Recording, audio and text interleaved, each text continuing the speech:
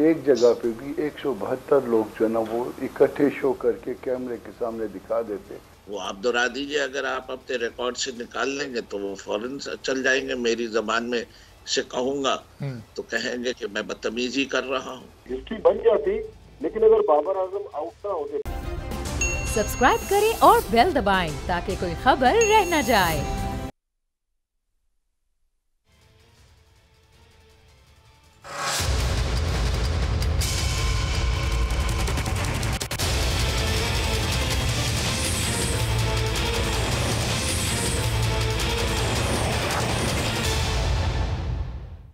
अस्सलाम वालेकुम, आप देख रहे हैं प्रोग्राम बस बहुत हो गया। मैं हूं अरबाब जहांगीर और हुकूमत और अपोजिशन के दरमियान जारी जंग अब अपने आखिरी मरहले में दाखिल हो चुकी है। हुकूमती वुज़रा का दावा है कि उनका इत्तेहादियों से रिश्ता अभी भी मजबूत है और अपोजिशन की तहरीक अदम एतमाद नाकाम होगी। वज़ीर आज़म इमरान खान सुरखुरू होंगे, मगर कौम को ना घबराने का मशवरा देने वाले वज़ीर आज़म इमरान खान घबराहट और बौखलाहट का किसी हद तक शिकार नजर आ रहे हैं, क्योंकि इस वक्त सियासी ग्राउंड पर जो सूरत हाल नजर आ रही है वो यह है कि एक इत्तेहादी नहीं बल्कि हुकूमती जमात के अपने अरकान हुकूमत से इस वक्त सख्त नाला हैं।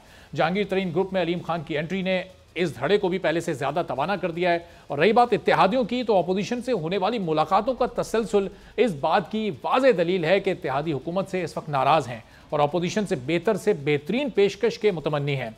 इस सिलसिले में बहुत सी खबरें भी गर्दिश कर रही हैं, जिसमें चौधरी परवेज़ इलाही के लिए पंजाब की वजारत आला और विफाक में कुछ वजारतें, फिर MQM के लिए सिंध की गवर्नरशिप, सिंध के शहरी इलाकों में नौकरियों समेत अवामी मामलात और दीगर कुछ ऑप्शन ज़ेर गौर हैं। और सिर्फ एक सीट रखने वाले इत्तेहादी यानी वज़ीर दाखिला शेख रशीद ही वो वाहिद हुकूमती इत्तेहादी हैं जो वाज़े तौर पर बबांगे दोहल हुकूमत के साथ होने का दावा कर रहे हैं, जबकि दीगर किसी इत्तेहादी ने अभी तक अदम एतमाद के मामले पर हुकूमत का साथ देने का ऐलान नहीं किया और ना ही ये ऐलान किया है कि वो अपोजिशन के हक में वोट देंगे। GDA से जरूर इस वक्त हुकूमत को सपोर्ट मिली, लेकिन वो भी किसी हद तक तकसीम का शिकार दिखाई देती है। अब इस पूरी सूरत हाल में अपोजिशन की तीनों बड़ी जमातों के रहनुमाओं की रोजाना की बुनियाद पर मुलाकातें चल रही हैं। आज भी दो अहम मुलाकातें शहबाज शरीफ साहब की और जरदारी साहब की हुई मौलाना फजल रहमान से, जिसमें इत्तेहादियों समेत हुकूमती अरकान से जारी मुज़ाकरात पर गौर किया जा रहा है। अब असल नंबर गेम क्या है इसका इजहार कोई अभी तक नहीं कर रहा। अलबत्ता 172 से जायद अरकान की हिमायत का दावा अपोजिशन कर चुकी है कि उनके नंबर्स बहुत ज्यादा हैं।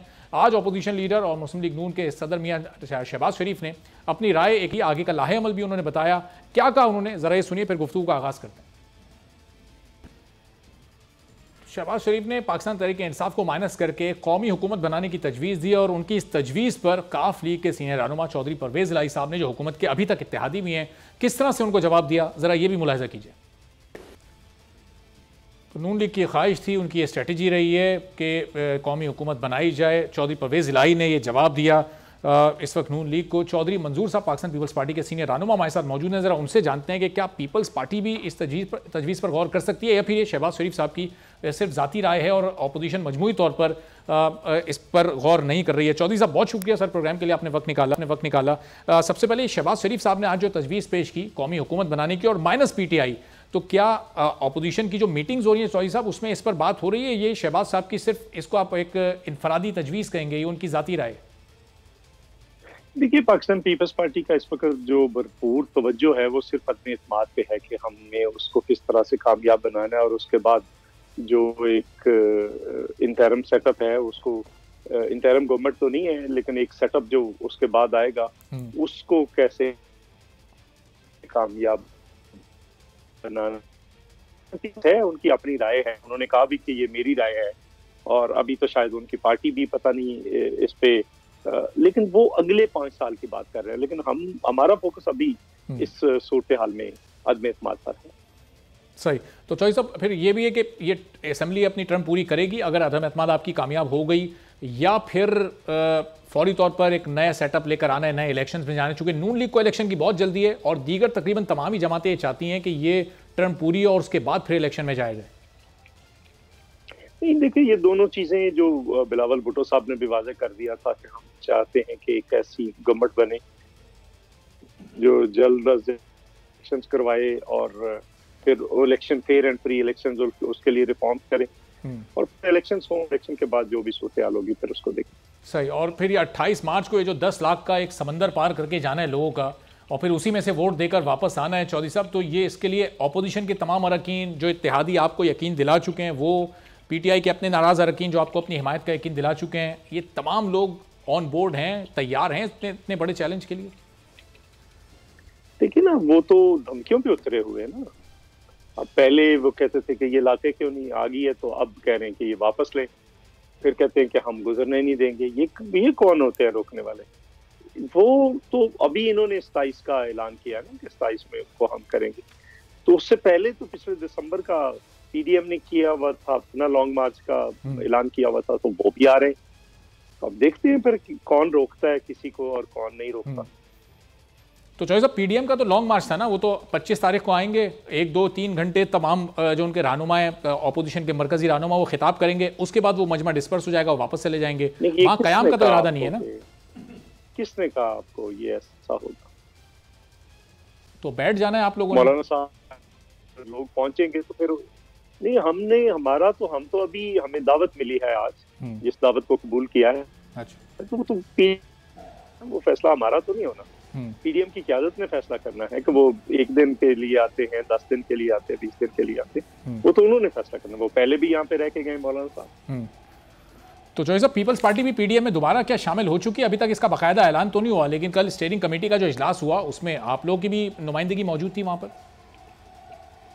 नहीं, मेरा ख्याल है, देखिए हम अभी पीडीएम में शामिल नहीं हुए, ना हम ना एएनपी, उन्होंने कहा है, लेकिन मेरा ख्याल है हम इधर उधर जाने के बजाय हमारा जो फोकस है पाकिस्तान पीपल्स पार्टी का, वो मुत्तहिदा अपोजिशन के बैनर तले सिर्फ और सिर्फ जो है वो इस वक्त अज़्म एतमाद पे।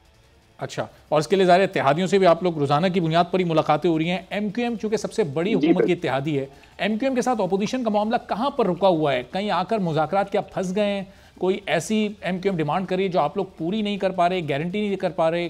क्यों अभी तक ऐलान नहीं किया एमक्यूएम ने कि वो हुकूमत के साथ हैं या अपोजिशन के साथ हैं? देखिए, ये भी किसी स्ट्रेटजी का हिस्सा होगा, मुझे तो नहीं पता कब ऐलान करना है किसने और कब नहीं करना। गवर्नमेंट अभी तक इजलास नहीं बुला रही। गवर्नमेंट को चाहिए कि अगर उनके पास इत्तेहादी उनके साथ हैं, उनके मेंबर्स उनके साथ हैं, तो कल इजलास बुलाए, और कल या परसों इजलास बुलाए, और इससे जानी कैफियत से हुकूमत खुद भी निकले और मुल्क को भी निकाले। अब गवर्नमेंट तो ज़ाहिर चॉइस अब 21 तारीख को इजलास बुलाकर वो उसको 25 तक मुलतवी कर देंगे, फिर वो 25, 26, 27 कार्रवाई चलेगी, 28 को फिर ये वोटिंग होगी, तो ये 28 तक तो अब ये मामला चला गया है। तो ये जब तक ये इस तरह मुलाकातें होती रहेंगी इत्तेहादियों से, अपोजिशन की आपस में, इतना लंबा, अगर उनके पास मेजॉरिटी है तो इतना लंबा क्यों कर रहे हैं? इसका मतलब ये है कि उनके पास मेजॉरिटी नहीं है। अगर मेजॉरिटी है तो धमकियां क्यों दे रहे हैं? इसका मतलब है कि उनके पास मेजॉरिटी है, तो फिर ये इस किस्म की बातें क्यों हैं कि 10 लाख के मजमे से गुजर के जाना पड़ेगा और वापस भी आना पड़ेगा? तो ये ऐसी बातें क्यों हो रही? लेकिन इसका मतलब मेजॉरिटी नहीं है। हाँ, जाहिर है कि इत्तेहादियों पर किसी हद तक तो उनका ट्रस्ट उनका टूटा है। वो जो एक ट्रस्ट डेफिसिट सामने आ रहा है इत्तेहादियों का, उन पर उनका इत्तेहादियों अनाउंस कर देना जी, आज वो अनाउंस कर दें कि हम गवर्नमेंट के साथ हैं और आइंदा किसी अपोजिशन पार्टी से नहीं मिलेंगे, बात खत्म हो जाएगी। हाँ, लेकिन वो ये भी अनाउंस नहीं कर रहे कि हम अपोजिशन के साथ हैं और हम हुकूमत के साथ नहीं है। लेकिन वो हमारे साथ तो अभी नहीं है ना, हमारे साथ तो वो नेगोशिएट कर रहे हैं। जिनके साथ हैं उनका तो ऐलान कर सकते हैं। उनकी कैबिनेट में अभी तक बैठे हुए, वो कह देना कि हम हुकूमत के साथ हैं, तो बात खत्म हो जाएगी। बिल्कुल, हमारे साथ तो नेगोशिएट कर रहे हैं। चॉइस अब ये नेगोशिएशन ये किन मामलात पर चल रही है? काफ लीग क्या पंजाब में वजारत आला मांग रही है? फिर बाद के सेटअप में कुछ विफाक में भी वजारतें मांग रहे हैं। बहुत कम लोग, देखिए बहुत कम लोगों को पता है, टाइमलाइन का बहुत कम लोगों को पता है क्या मुज़ाकरात हो रहे हैं। बाकी मैं भी टामक तोइयां मारूंगा और आप भी मारेंगे, हम सब मिलकर ऐसे ही टामक तोइयां मारें। अगर चॉइस अब ये इत्तेहादी हुकूमत के साथ वापस चलेगा और नहीं माने ये अपोजिशन के साथ रहने पर, फिर अपोजिशन के पास प्लान बी क्या है? क्या करेंगे फिर आप लोग?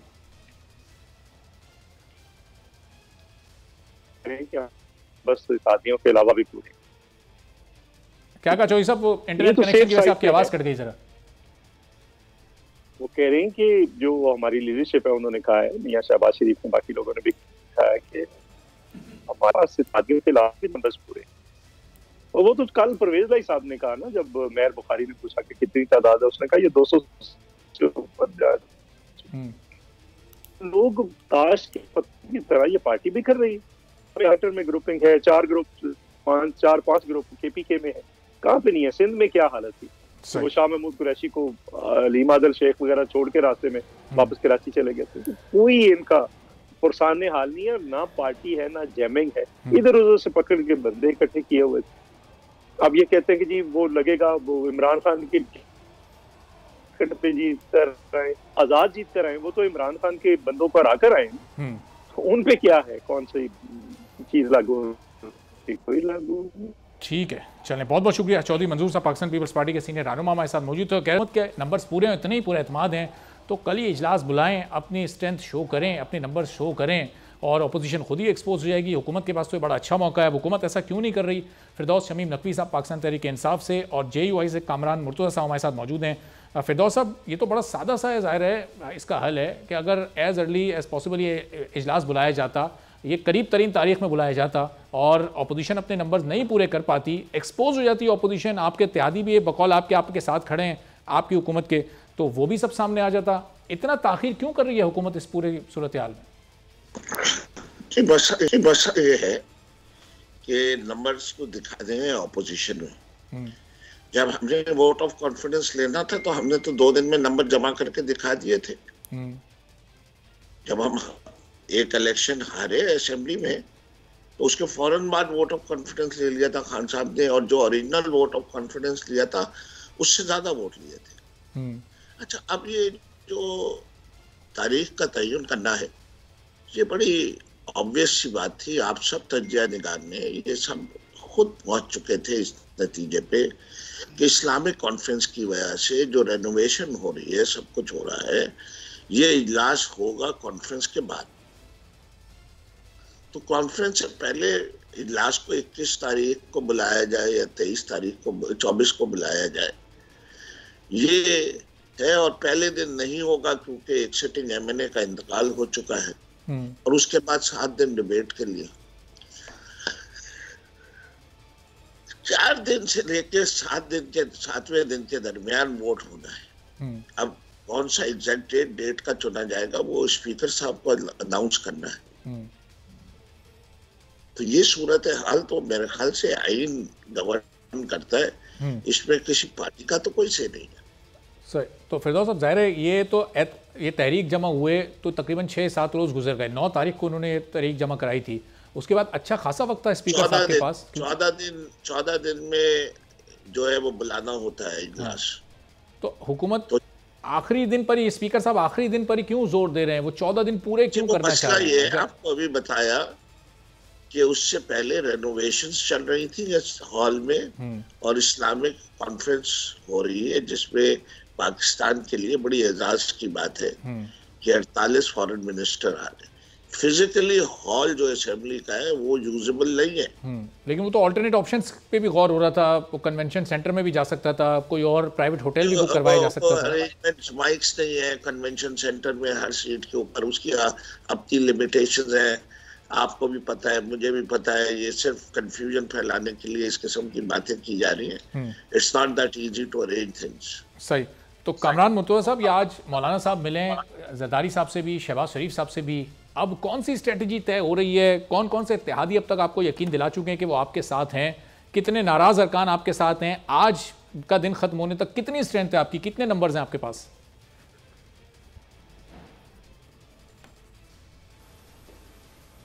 वन 180 से ज़्यादा है और अराउंड 190 कम अज़ कम।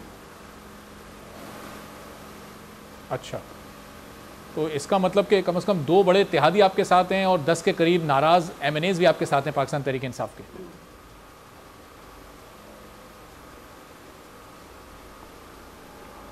हाँ जी, काफ़ी सारे लोग हैं। मुमकिन है ये 200 के लगभग पहुंच जाए तादाद, मगर ये थोड़ा सा मोहतात अंदाज में मैंने 180 इन बिटवीन 190 एंड 180 जो है ना, ये मैं मोहतात बात कर रहा हूँ। देखिए, बड़ी आसान सी बात है, गो के ओनस हम पे है क्योंकि ये अदम एतमाद है, मगर इस अदम एतमाद को एक और तरह से भी नाकाम बनाया जा सकता था अगर इनके पास नंबर पूरे होते। इजलास तो नहीं बुलवाया, चलें वो 23 मार्च है, वो OIC है, वो कोई और चीज़ है। ये किसी एक जगह पे, किसी पंजाब हाउस में, किसी खैबर पख्तूनख्वा हाउस में एक जगह पे भी 172 लोग जो है ना वो इकट्ठे शो करके कैमरे के सामने दिखा देते कि देखिए ये तो हम तो पूरे हैं, ये 172 की तादाद यही रहनी है और ये जो ना ऐसे जो है ना आनियाँ जानी है और ये कोई ऐसी एक्सरसाइज फ्यूटाइल एक्सरसाइज कर रहे हैं, तो ऐसी बात नहीं है।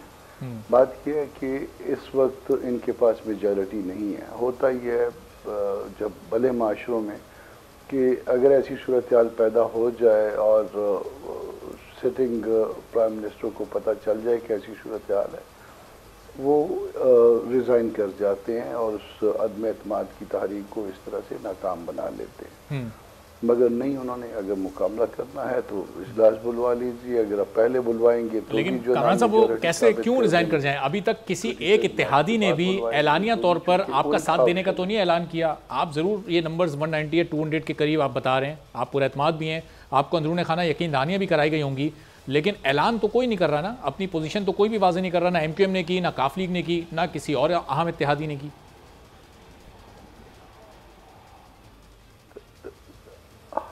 तकरीबन हर इत्तेहादी की पोजीशन वाज़ेह हो चुकी है। अगर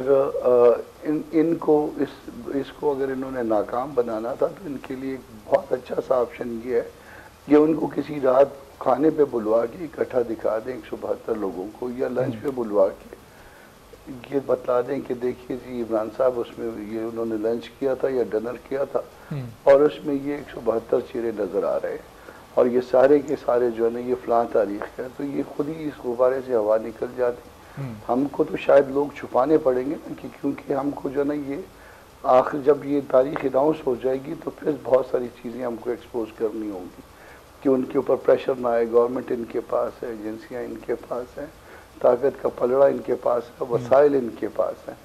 हम कुछ चीज़ें छुपा के रखनी पड़ेंगी, कुछ चीज़ें हम सारे कार्ड नहीं शो कर सकते। अच्छा, मगर इनको तो ये तो कार्ड शो कर सकते हैं, ताकत का तवाज़ुन तो बज़ाहिर इनके हक में है ना। तो ये 172 लोगों को लंच पे बुलवा लें, कल के लिए अनाउंस करवा दीजिए कि उसमें लंच है और उसमें जो ना देख लीजिएगा, फिर आप सबको बुलवा लें, आप कैमरे से गिनती कर लीजिएगा कि कितने लोग आए हैं इनके साथ। और अगर फ़र्ज़ कर लीजिए कि ये नहीं कर सकते तो इनके पास तो एतमाद नहीं रहा, लोग नहीं आए, तो इसके बाद इनके अखलाकी जवाज़ क्या रह जाता है?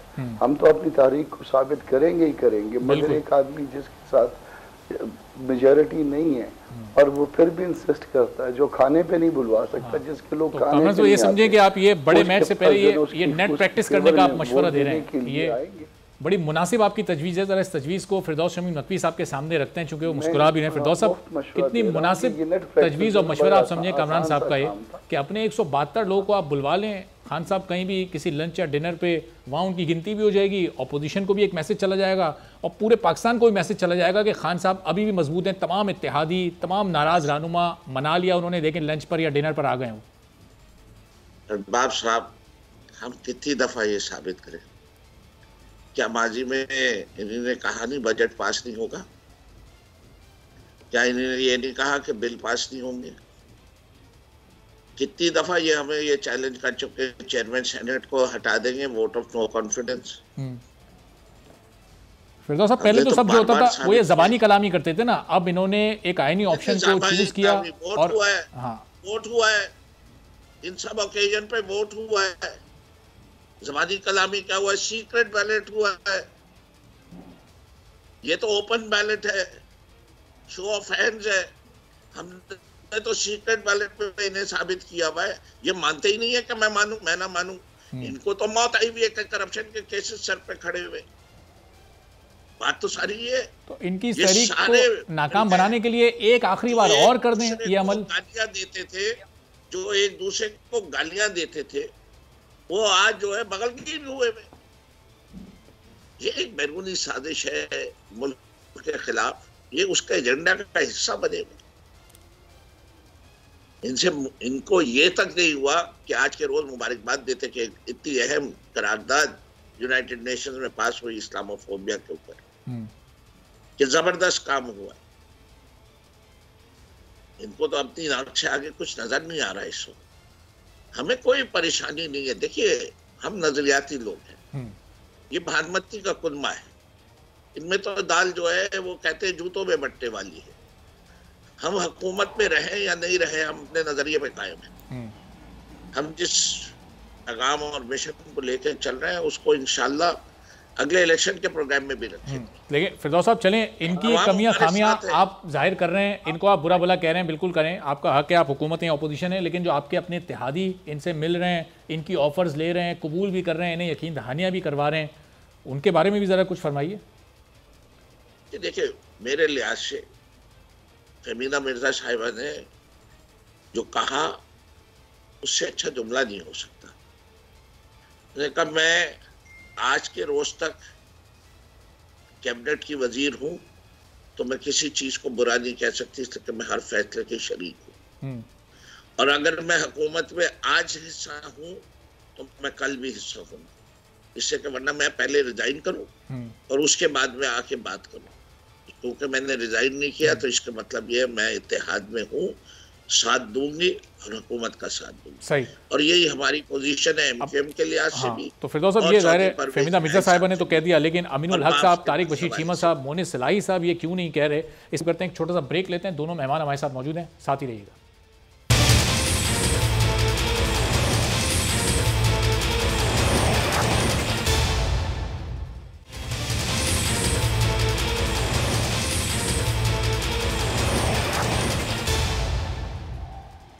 प्रोग्राम में एक बार फिर आपको खुशामदीद कहते हैं। तो अपोजिशन और हुकूमत दोनों अपनी अपनी जगह तहरीक अदम एतमाद को लेकर पुरएतमाद हैं। दोनों को अपने अपने नंबर्स पूरा होने का यकीन है, लेकिन सबसे अहम किरदार इत्तेहादियों का है, और उसमें भी जो बड़े इत्तेहादी हैं यानी MQM पाकिस्तान, उसमें काफ लीग, चौधरी परवेज़ इलाही के एक दो रोज़ से हम देख रहे हैं कि मुख्तलिफ इंटरव्यूज़ आ रहे हैं। कल उन्होंने बड़ा जारहाना इंटरव्यू दिया था, उसमें बड़े इंकशाफात भी थे, और उसके बाद फिर सुबह उनका वजाहती बयान भी जारी हुआ। उन्होंने अपना झुकाव अपोजिशन की तरफ करार दिया था।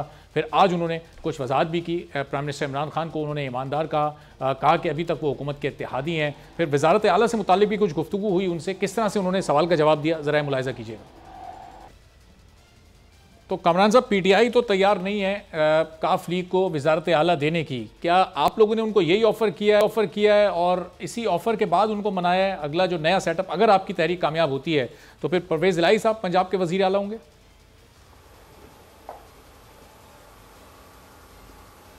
देखिए, चौधरी साहबान के लिए ये छोटे मोटे उहदे जो है कोई हैसियत नहीं रखते। चौधरी साहबान का ताल्लुक़ मौलाना साहब से वालिद के ज़माने से, मुफ्ती साहब के ज़माने से, इसी तरह उनका जरदारी साहब से बहुत अच्छा ताल्लुक़ है। तो ये नहीं कहा जा सकता कि खुदा न खास्ता उन्होंने कोई डील की है। बाकी ज़ाहिर है उहदे इंसानों के लिए होते हैं, पार्टीज़ के लिए होते हैं, इत्तेहादियों के लिए होते हैं, जो लोग मिल के इकट्ठे चलते हैं। उन्हीं में से किसी ने कुछ लेना होता है, किसी ने कुछ लेना होता है। तो ये बात क़यादत ने डिसाइड करनी है। मगर बहरहाल चौधरी साहबान इसलिए नहीं है कि वो जो है ना वो हमारे साथ इस चीज़ों पे डील कर रहे हैं कि कुछ लेंगे तो फिर इस तरफ आएंगे। कामरान साहब, सियासत में तो ओहदों की अहमियत होती है। हुकूमत के साथ हैं वो, हुकूमत से उन्होंने पंजाब की स्पीकरशिप मांगी, लेकिन 3.5 साल तक उनके साथ खड़े रहे। अगर मौलाना साहब से, जरदारी साहब से ताल्लुकात इतने अच्छे थे तो फिर 3.5 साल तक इस हुकूमत का साथ क्यों दिया? फिर तो बहुत पहले हुकूमत से अलहदा होकर अपोजिशन के साथ आ जाते। अब ज़ाहिर वजारत आला होने चाहिए, स्पीकरशिप के बाद वो भी चाहिए, इसलिए अपोजिशन के साथ आ रहे। उसमें बात ओहदों की नहीं होती, बाज़ औक़ात बात ओहदों की नहीं रहती, इज़्ज़त बेइज्जती की होती है। जो उनके साथ किया गया, जो उनके मोनिस के साथ अब भी जो है ना नैब को उकसाया जा रहा है कि अब उनके वारंट निकालें। बाकी जो उनकी कभी इज्जत की जाती है, कभी बेइज्जती की जाती है। लेकिन कामरान साहब, नैब की तो वजाहत आ गई कि कोई इस तरह की कार्रवाई, इंक्वायरी उनके खिलाफ चल ही नहीं रही है नैब में। नैब ने तो बाकायदा एलामिया जारी किया है।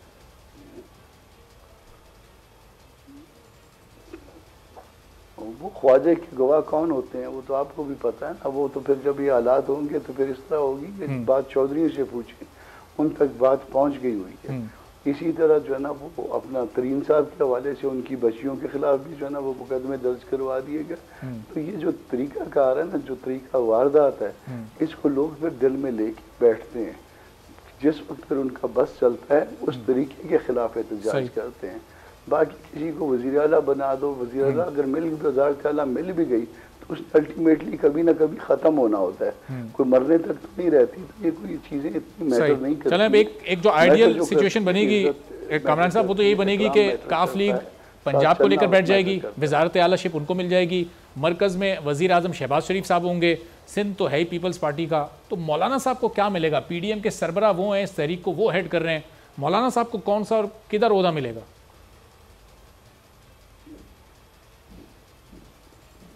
हम कहते हैं खजान जाए, बाहर आए ना आए, खजान तो कम से कम जाए। हम ओहदों के लिए नहीं है। हम एक चीज़ को गलत समझते हैं, उस गलत को हमने रुखसत करना है। ओहदा मिलना या ना मिलना ये मटीरियल नहीं है। हम पहले भी दोस्तों के साथ थे, बाद में भी दोस्तों के साथ रहेंगे। हम इस बात पे कभी ब्लैकमेल नहीं करेंगे साथियों को कि हमें जो ना कोई ओहदा चाहिए। क्या सदर मुमलिकत भी हो सकते हैं मौलाना साहब अगले सेटअप में?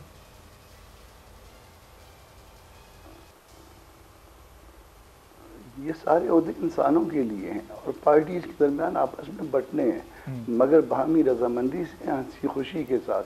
कोई और इंसिस्ट करेगा तो वो उसको चला जाएगा।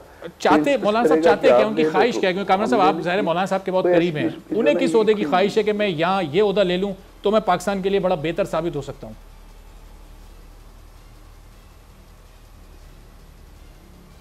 मौलाना को किसी ओहदे की ख्वाहिश नहीं है। मौलाना को अपने मंशूर पर अमल दरामद की ख्वाहिश है और जितना उसने अपनी पार्टी को वक्त जो है वो इलेक्शन में जो उनको हराया गया उसके बाद जो पार्टी को वक्त दिया है उतना वक्त उन्होंने पूरी जिंदगी में पार्टी को नहीं दिया था।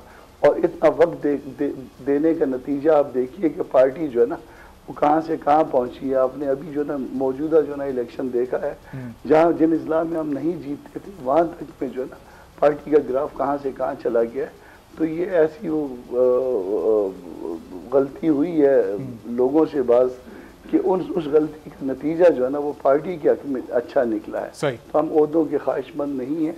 ठीक है, यानी ऑपोजिशन में इत्तेहादी जमातों में किसी को कोई ओहदों की ख्वाहिश नहीं है। तो फिरदौस साहब ये बाहर आए ना आए, खिजा को जाना है, आपकी हुकूमत गिरानी है और देख लें ना आपका कोई इत्तेहादी किसी ओहदे की कोई ख्वाहिश रखता है, ना ऑपोजिशन के नज़दीक ओहदों की कोई ख्वाहिश है, सिर्फ इस हुकूमत को घर भेजना है। तो ये वजह क्या समझ आती है आपके? फिर ये आपस में कैसे मफादात मिल रहे हैं, कैसे एक दूसरे के मंशूर काबिल कबूल हो रहे हैं तमाम जमातों के लिए? ये तो हर पाकिस्तानी को वाज़ेह तौर पे नज़र आ गया कि जो इनके कायदे हैं उसकी ख्वाहिश का इजहार तो उन्हीं ने अमेरिकन एम्बेसडर से भी किया है ना। उसने अपनी किताब में लिखा है, आज तक उसके ऊपर कोई हतक इज्जत का दावा तो नहीं किया।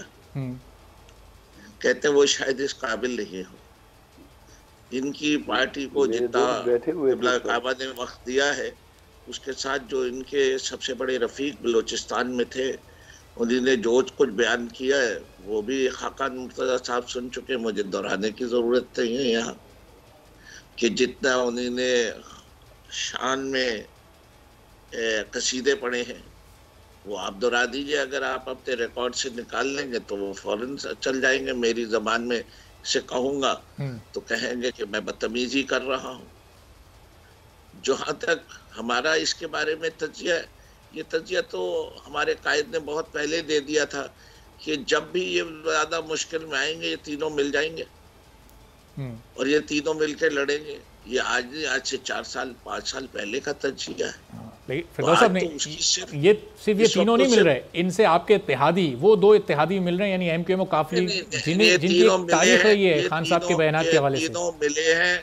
कल इन्हीं के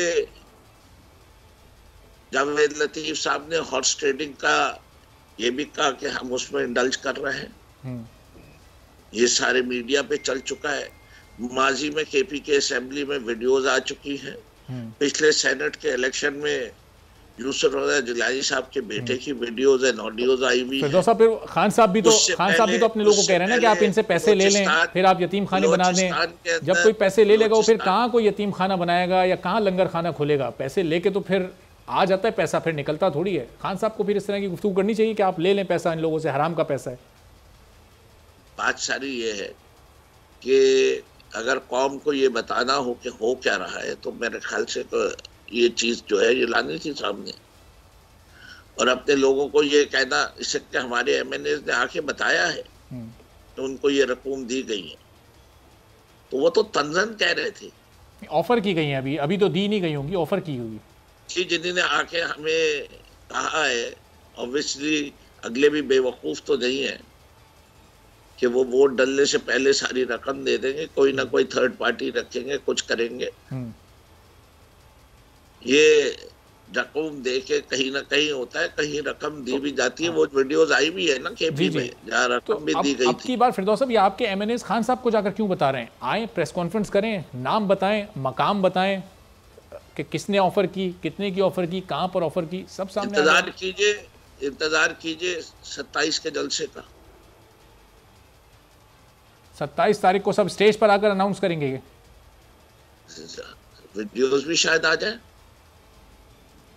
अच्छा, और कितने लोग हैं अब तक जिनको ये ऑफर की गई है? ये वो आपके वो जो नाराज ग्रुप्स हैं, जहांगीर तरीन वाले, अलीम खान वाले, उनमें से कुछ लोग हैं, या फिर वो जेन्युइन पीटीआई जो है, जो खान साहब के साथ एक अरसे से चली आ रही है, उसमें किसी को ऑफर हुई है?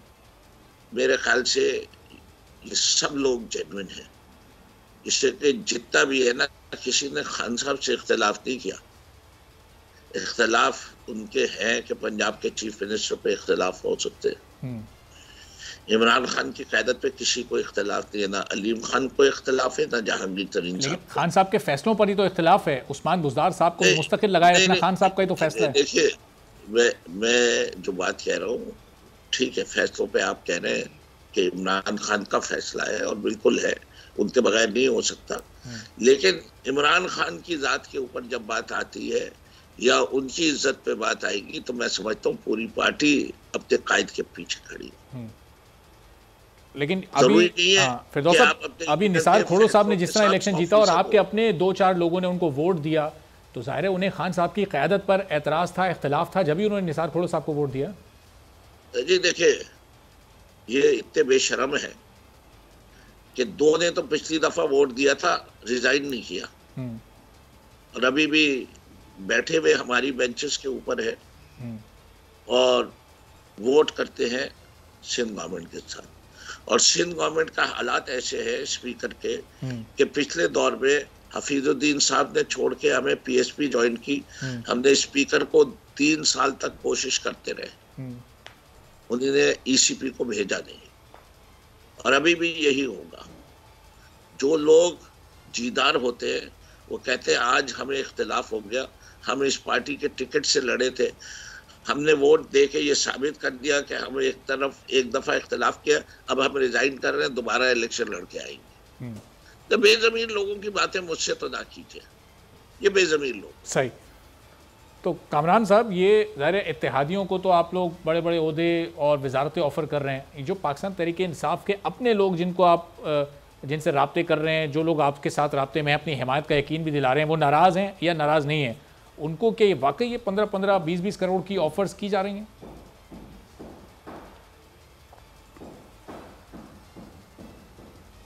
इमरान खान साहब यही फरमा रहे हैं, ये फिरोज साहब भी यही फरमा रहे हैं।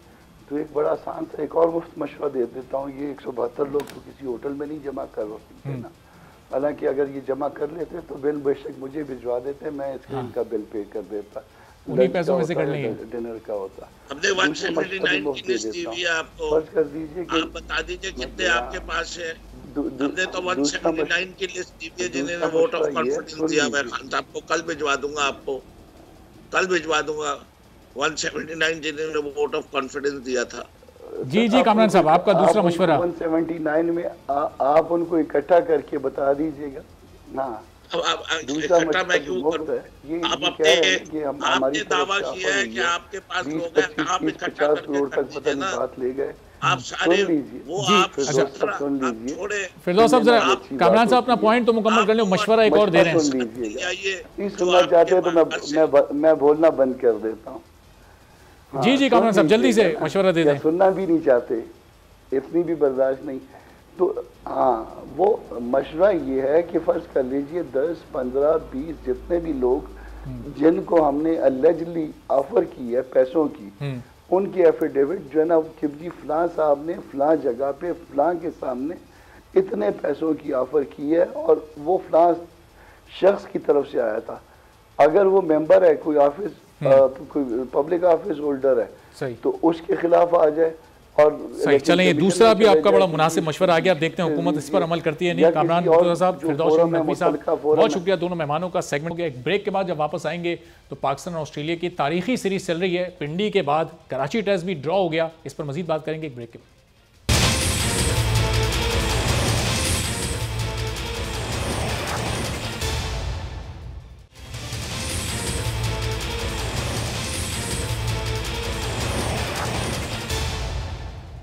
प्रोग्राम में एक बार फिर आपको खुशामदीद कहते हैं। पाकिस्तान और ऑस्ट्रेलिया के दरमियान इस तारीखी सीरीज का दूसरा टेस्ट कराची में भी ड्रॉ हो गया। रावलपिंडी के पहले टेस्ट मैच में 5 रोज में सिर्फ 14 विकेटें गिरी और कराची में भी हमने देखा कि यहाँ 5 रोज में सिर्फ 28 विकेटें गिरी। कराची की पिच को पिंडी की पिच से बहुत ज़्यादा बेहतर करार दिया जा सकता है, लेकिन यहाँ भी चौथी इनिंग में पाकिस्तान के सामने 508 रन का एक बड़ा स्कोर मौजूद था और पाकिस्तानी टीम 443 रन बना सकी, जिसमें बाबर आजम ने 196 रन की बड़ी ज़बरदस्त इनिंग खेली, लेकिन ये मैच विनिंग इनिंग नहीं कहलाई जा सकती।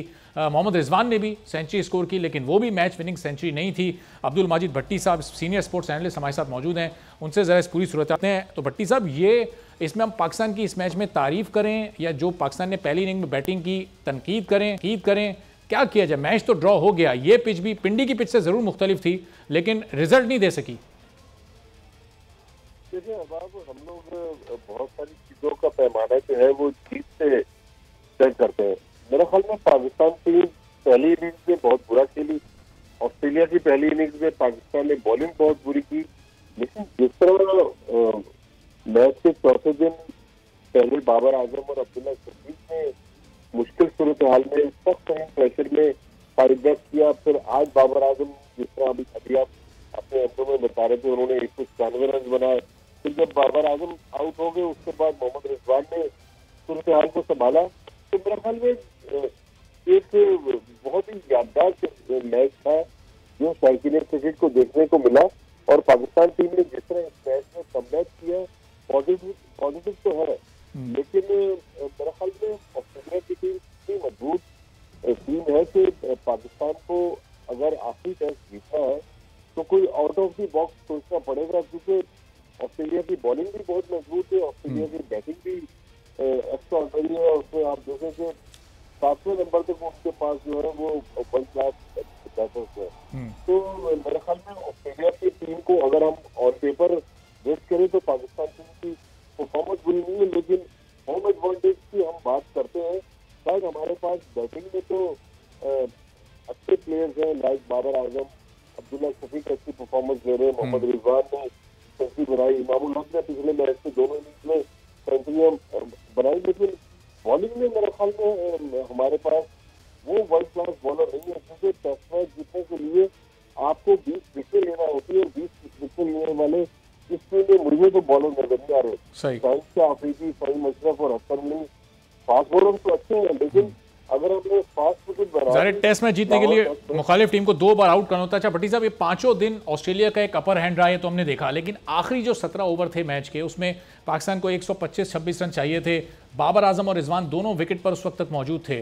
पॉजिटिव इंटेंट की उस वक्त कहीं कमी नजर आई? अगर उस मैच को एक T20 मैच समझ के 3-3, 4-4 ओवर्स को टारगेट करके अगर वो चेस करने पर जाते तो हो सकता है मैच और इंटरेस्टिंग हो सकता था, पाकिस्तान जीत के करीब जा सकता और शायद एक out of the box chance Pakistan का बन भी जाता। कहीं पॉजिटिव इंटेंट की कमी नजर आई बाबर और रिजवान की बैटिंग में आपको? देखिए, हम इस मैच को जो देख रहे हैं वो T20 स्टाइल में देख रहे हैं, लेकिन टेस्ट क्रिकेट में जो सूरत हाल थी, आज जब चाय के वक्फे के बाद पहले बाबर आजम आउट हुए और अगली गेंद पर फहीम अशरफ आउट हुए और थोड़ी देर बाद साजिद खान भी आउट हो गए। मेरे ख्याल 7 विकेट गिरने के बाद ड्रॉ जो है ये पाकिस्तान टीम की बेहतर कारकर्दगी है। अगर मैच हार जाते तो ज्यादा क्रिटिसिज्म होता है, लेकिन देखिए अगर आप टेस्ट क्रिकेट की 100 साल से ज्यादा हिस्ट्री है, किसी टीम ने 506 रन नहीं बनाए, 418 रन गालिबन वेस्टइंडीज में जी वो हाईएस्ट के खिलाफ बनाए थे, जो सबसे बड़ा तेज है चौथी इनिंग्स में। तो हिस्ट्री बन जाती, लेकिन अगर बाबर आजम आउट ना होते, बाबर आजम के आउट होने के बाद पाकिस्तान के प्लेयर जो थे वो मुतासर हुए।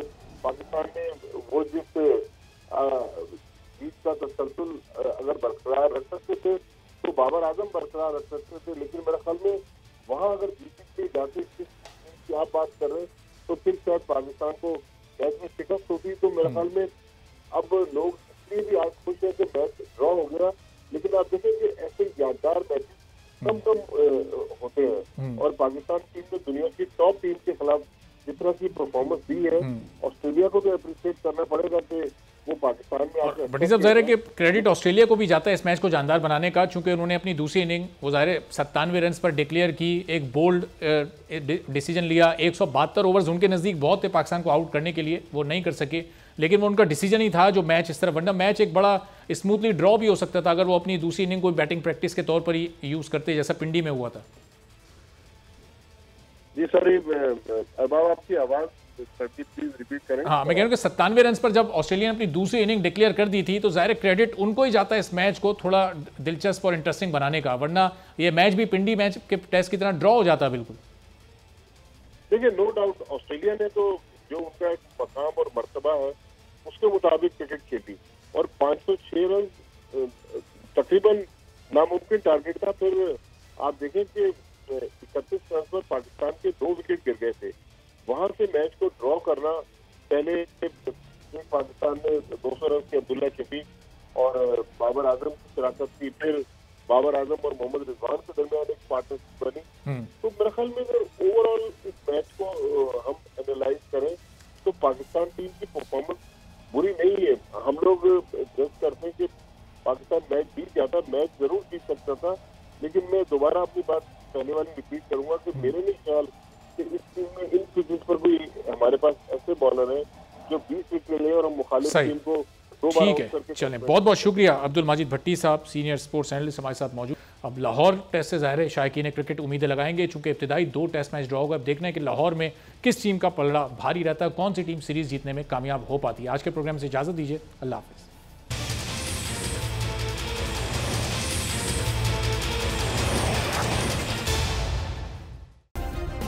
सब्सक्राइब करें और बेल दबाएं ताकि कोई खबर रह न जाए।